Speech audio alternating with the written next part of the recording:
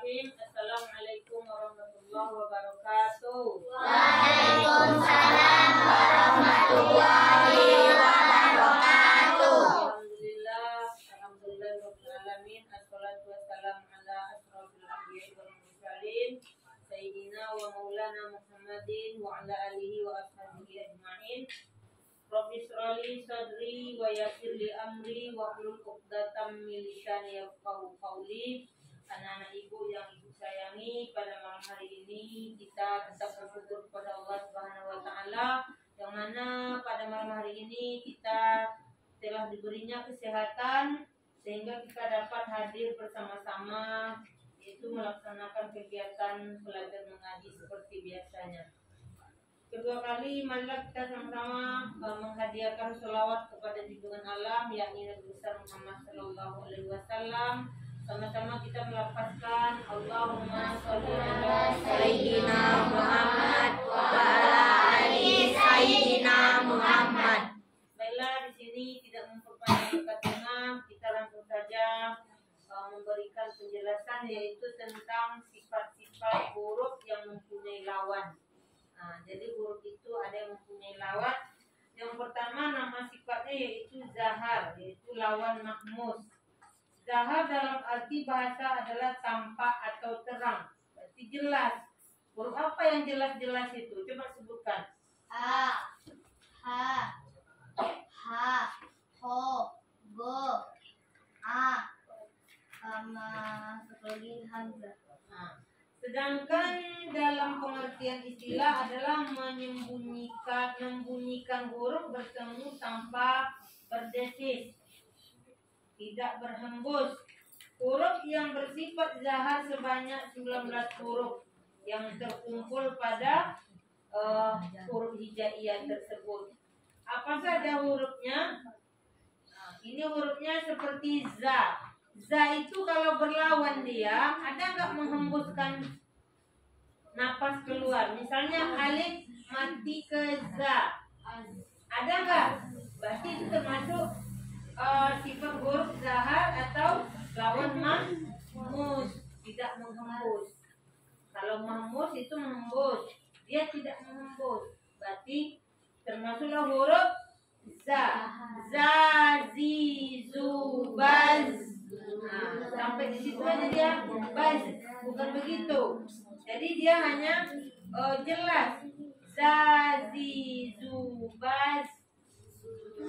Itu kita udah mempelajari. Sekarang yang kedua itu contoh hurufnya ja. Ja itu juga tidak menghembuskan mahmus. Contoh membacanya seperti apa? Kalau dia mati baj, tidak menghembuskan nafas tapi hanya dikolakan baj. Bukan baj, bukan begitu, tapi baj. Jadi ju baj. Itu namanya kata sifat zahar lawan mahmus. Yang ketiga hurufnya go.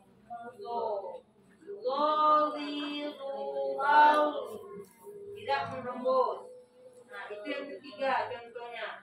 Jadi 3 huruf itu contoh lawan mahmus, tidak menghembus napas kalau dia mati, kalau dia dilawan.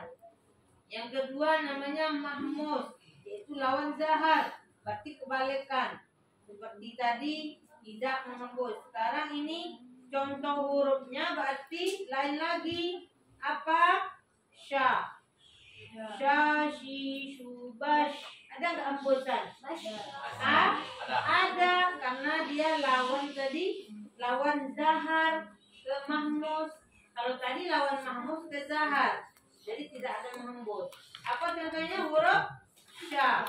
Sya, shi, shu, bash. Menghembus dia. Itu contohnya. Yang kedua contohnya so. So juga seperti itu. Coba contohkan seperti apa bunyinya. So, ri, su, ada nggak hembusan? Ada, di bibir kita menghembus. Yang ketiga huruf fa. Coba fa mati. Ada hembusan. Fa, fi, fu, fa, ba. itu contoh mahmud lawan zahar. Nah, jadi itu contoh yang kedua. Semua huruf mahmud tersebut dapat dibaca mahmud, baik mati itu atau sukun maupun hidup, kecuali huruf kaf dengan ta yang hanya dibaca mahmud ketika mati. Kalau huruf yang tiga tadi ketika hidup juga mahmud. Apalagi tadi satu? Fa. Nah, itu kalau hidup. Kalau mati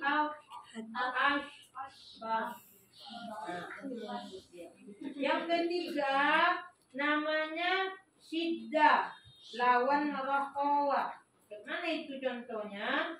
Syiddah menurut bahasa mempunyai arti kuat. Syiddah apa artinya? Kuat. Sedangkan dalam arti istilah adalah membunyikan huruf terlalu dengan suara tertahan atau terhentikan, dan huruf itu tampak sekali jika dimatikan. Huruf yang bersifat syiddah terdapat 10 macam sebagaimana tertera. Nah, mana contoh hurufnya? Yang pertama yang harus dikuatkan itu namanya huruf qaf. Harus kuat menenggak lidah ke langit lah. Qaf. Nah, berarti dia kalau mati kita kuatkan lagi. Qaf.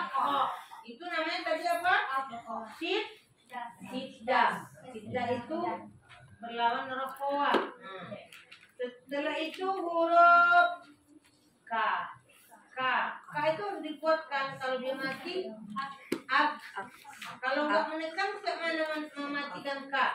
Bisa nggak berbunyi dia? Lemah. Bisa nggak kalau kayak orang sakit itu diikutin lemahnya nggak kuat dia bilang kan huruf K itu mati? Bisa nggak? Nggak bisa kan? Tapi kalau kita sehat ini membacanya ya harus dikuatkan. Kakiku bat. Kuat dia harus menekan, harus membunyikannya kuat. Nah, itu yang ketiga huruf ta. Ta itu kan harus kuat. Ta. Kalau nggak kuat, bagaimana bunyi ta? Nggak jelas. Harus kuat. Kalau dia mati, itu dia harus dikuatkan. Tati tubat. Nah, menekan. Itu contohnya tadi. Contohnya 3 aja.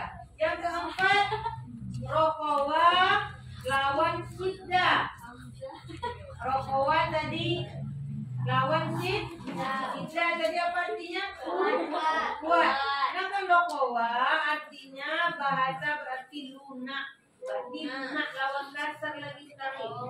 Lunak lawan kuat. Yang orang sakit lawan orang sehat. Kuat artinya. Jadi sedangkan dalam arti ini adalah membunyikan huruf tertentu dengan suara lepas tidak tertahan. Apa itu contoh hurufnya? Ada contoh hurufnya, yaitu huruf O. O itu bisa kuat. Kalau kuat terjadinya lain. Nah, coba kalau kuatkan, nggak jelas kan? Tapi kalau lembut, itulah huruf yang namanya rokowa. Rokowa itu hurufnya yang lunak. Yang kedua huruf do. Do. Coba kuatkan bacanya. Bisa nggak jadi do? Jadi do dia. Tidak do lagi do. Do. Do itu itu dia. Ketiga contohnya huruf go. Go. Go. Kapalnya kuat. Kalau kuat nanti geser dia. Do jadinya. Dia go. Itu contoh rokowa hurufnya. Yang kelima yaitu contoh tawasud, banding antara syiddah dan rokowa. Tapi tawasud ini kita belum tahu arti bahasa berarti tengah-tengah. Tawasud itu tengah-tengah. Sedangkan tadi syiddah kuat dan rokowa lembut dan lemah. Nah, jadi yang ini tengah-tengah lawannya. Sedangkan menurut istilah adalah membunyikan huruf tertentu dengan cara antara ditahan dan dilepas. Itu namanya tengah-tengah. Ditahan dan dilepas. Gimana itu? Ya, ditahan dan dilepas. Nah, kita tengok huruf contohnya. Apa itu contohnya? Yaitu huruf A. Kalau ditahan, jadinya kalau dilepas, oh. Kalau dia di tengah-tengah menjadi Yang kedua contohnya yaitu huruf ma, mim. Bagaimana membunyikan huruf ma itu? Antara lepas dan ditahan. Yaitu kalau ditahan seperti apa? Kalau dilepas, kalau ditahan, di tengah-tengah, itu yang benarnya ya. Nah, ketiga contohnya huruf la. La, coba la dilepas. La. Kalau ditahan, la. Kalau tengah-tengah, la. Itu contoh huruf tawasud dibanding antara sidda dan rombawah tadi. Jadi itu penjelasan tentang sifat-sifat huruf hijai. Ya. Jadi kalian udah mengerti belum? Udah. Tadi yang namanya apa? Sifat yang pertama tadi apa? Zahar lawan mahmud. Yang kedua mahmud lawan zahar. Nah, yang ketiga sidda lawan rokowa. Yang keempat rokowa lawan sidda. Yang kelima tadi contohnya yaitu tawasud bandingan antara sidda dan roko. Jadi 5 itu kalau kalian tidak paham maka kalian tidak akan salah lagi menyebut huruf yang tadi ada contohnya itu. Ada huruf lo, ada huruf a, ada huruf o. Nah, tadi itu udah ada semuanya itu sifatnya. Jadi itu aja yang aku sampaikan. Mudah-mudahan kalian mendapatkan manfaat daripada penerangan ibu ini.